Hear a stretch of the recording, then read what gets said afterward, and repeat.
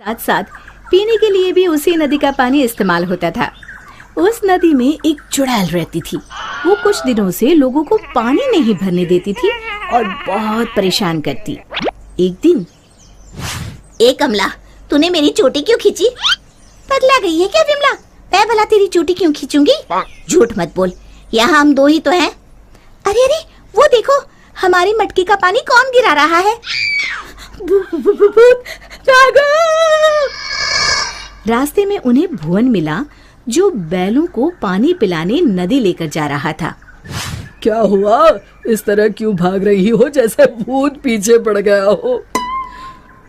हाँ दादा, भूत ही है नदी पर, सच में।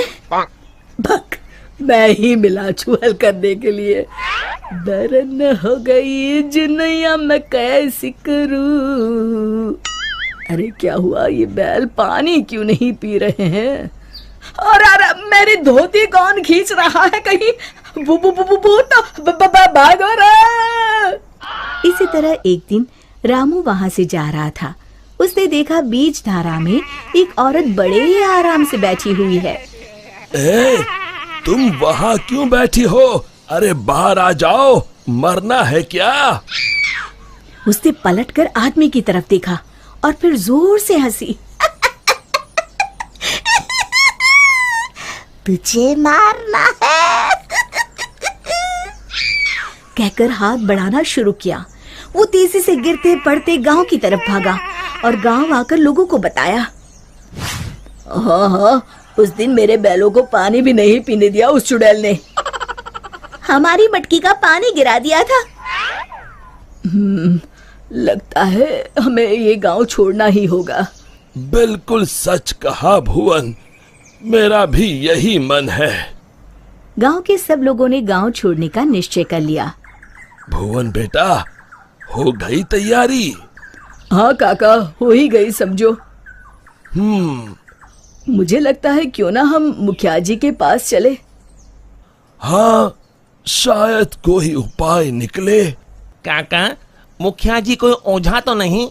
मुझे लगता है हमें हनुमान मंदिर के पुजारी के पास चलना चाहिए। बात तो तुम्हारी भी सही है। सारे गांव वाले पुजारी जी के पास गए। कहो, कैसे आना हुआ? हाँ पंडित जी, हम नदी वाली चुड़ैल के आतंक से परेशान हैं।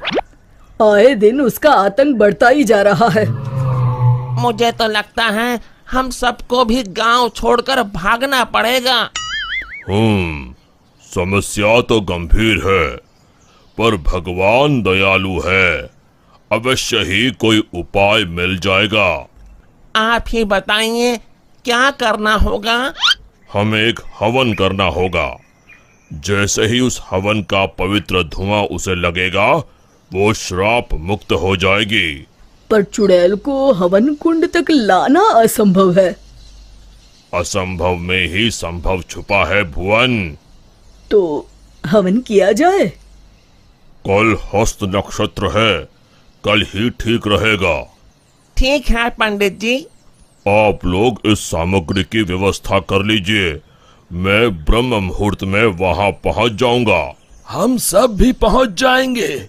हवन कुंड तैयार है, मैं जल लेकर आता हूँ नदी से। किसकी मौत आई है जो मुझे सोते ही जगाने चला आया?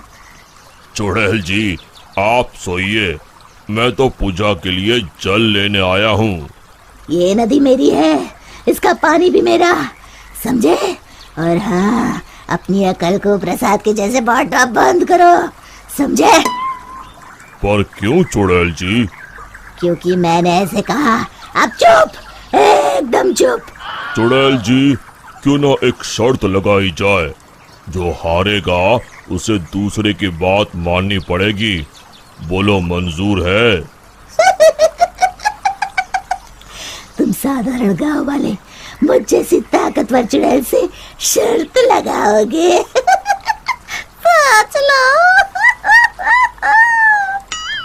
चुड़ैल जी, पहले शर्त सुन तो लो। जितना तो मुझे ही है, फिर भी बता ही दो। अभी हम यहाँ नदी पर हवन पूजन कर रहे हैं, आपको उसमें आना होगा। उसके बाद हम सब गांव छोड़कर चले जाएंगे। और नहीं आई तो ऐसे ही रोज तुम्हारी नींद में खलल डालेंगे। ठीक है, पर मेरी एक शर्त है, मुझे कोई मंत्र सुनाई नहीं देना चाहिए। मैं पूजा में भाग नहीं लूंगी। ठीक है चुड़ैल जी, आप बस वहाँ बैठिएगा। चलो। गांव वाले चुड़ैल को देखकर डर गए, पर पुजारी जी ने इशारा किया तो वो शांत होकर बैठ गए। जैसे ही पंडित जी ने आखिरी आहुति आग में डाली और धुआं चुड़ैल की तरफ गया, वो जलने लगी और जोर जोर से चीखने लगी। बचाओ, मैं जल रही हूँ, बचाओ, कोई बचाओ, मैं सबको खा जाऊंगी, किसी को नहीं छोड़ूंगी, बचाओ। धीरे धीरे उसकी आवाज शांत हो गई। सब लोग सोच रहे थे कि चुड़ैल जलकर राख हो जाएगी, पर ये क्या? उस डरावनी चुड़ैल की जगह पर एक खूबसूरत परी खड़ी थी।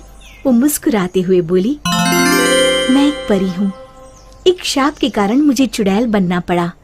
आज आपके कारण मैं शाप मुक्त हो गई हूँ। अब मैं परी लोग जाऊंगी। उससे पहले एक वरदान देना चाहती हूँ। मांगो, क्या मांगती हो? अगर कुछ देना है तो